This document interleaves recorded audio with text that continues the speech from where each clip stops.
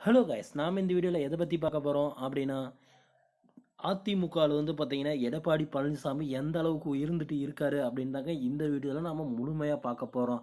அவருக்கு எதிரியாக இருக்கிறவங்களாம் எந்த கெதியில் இப்போ மாறிட்டு இருக்காங்க அப்படின்னு இந்த வீடியோவில் நம்ம டீட்டெயிலாக பார்க்க போகிறோம்.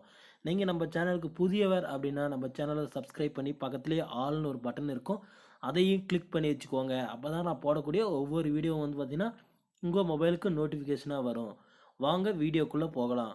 அதாவது வந்து பார்த்திங்கன்னா ரொம்ப நாளாக வந்து பார்த்திங்கன்னா ஓபிஎஸ் பெரியவரா இல்லை இபிஎஸ் பெரியவரா அப்படின்ற மாதிரிலாம் ரொம்ப ஒரு காலகட்டத்தில் இருந்தாங்க. ஓபிஎஸ் வந்து பார்த்திங்கன்னா பல்வேறு மாநாடுகள் போடுறது, திருச்சியில் ஒரு மாநாடு போட்டு அவரு தான் பெரியவர் அப்படின்னு சும்மா அடித்து காட்டினாரு அப்படின்னு சொல்லியிருந்தாங்க. அதாவது வந்து பார்த்திங்கன்னா 20,000 பேர் வந்து பார்த்திங்கன்னா வந்திருக்காங்க, 1,00,000 பேர் பக்கம் வந்திருக்காங்க. ஆனால் 20,000 பேருக்கு தான் வந்து நாற்காலிகள் போட்டிருந்தாங்க. ஆனால் வந்தவங்களே 10,000 பேர் தான் இருந்தாங்க அப்படின்ட்டு நிறைய வதந்திகள் அப்படி அப்படின்லாம் சொல்லிட்டு இருந்தாங்க. ஆனால் நேற்று வந்து பார்த்திங்கன்னா நம்ம அதிமுகவோட பொதுச் செயலாளரான எடப்பாடி பழனிசாமி வந்து பார்த்திங்கன்னா ஒரத்த நாடுக்கு போயிருந்தாருங்க. ஒரத்த நாடுக்கு எதுக்கு போயிருந்தார் அப்படின்னா, சும்மா வந்து பார்த்திங்கன்னா அங்கே அதிமுகவுக்கோசரம் உழைச்ச துரைசாமி அப்படின்றவருக்கு வந்து பார்த்திங்கன்னா மார்பளவில் வந்து பார்த்திங்கன்னா ஒரு சிலை திறந்து வைக்கிறதுக்கோசரம் வந்து பார்த்திங்கன்னா போயிருந்தாருங்க. அங்கே வந்து பார்த்திங்கன்னா அவர் வந்து சும்மா ஒரு ஜஸ்ட் மீட்டிங் மாதிரி தான் போயிருந்தார். சும்மா திறந்து வச்சுட்டு உடனே வர மாதிரி தான்.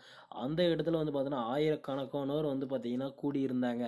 இதை பார்த்த உடனே வந்து பார்த்திங்கன்னா வைத்தியலிங்கமும் ஓபிஎஸ்ஸும் வந்து பார்த்திங்கன்னா ஒரு பெரிய அடியாக விளங்கிச்சிங்க.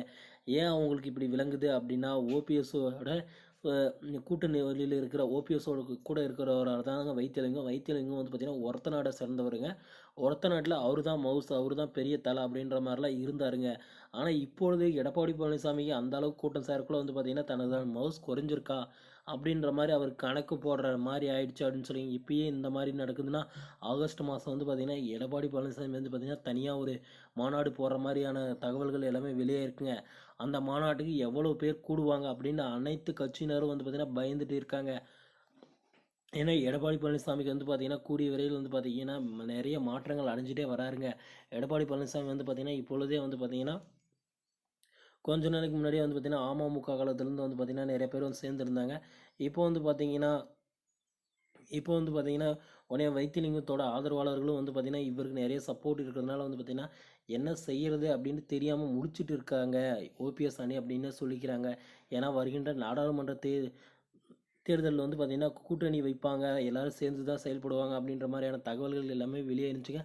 ஆனால் அதை எல்லாமே முடிக்கடிச்சுட்டு அதிமுக ஒற்றை தலைமையாக செயல்படும், அதாவது எடப்பாடி பழனிசாமியின் கீழே வந்து தான் செயல்படும் அப்படின்ற மாதிரியான தகவல்கள் அனைத்தும் வந்து வெளியாகி மக்கள் மத்தியில் ஒரு பரபரப்பை ஏற்படுத்தி கொண்டு இருக்குதுங்க ஃப்ரெண்ட்ஸ்.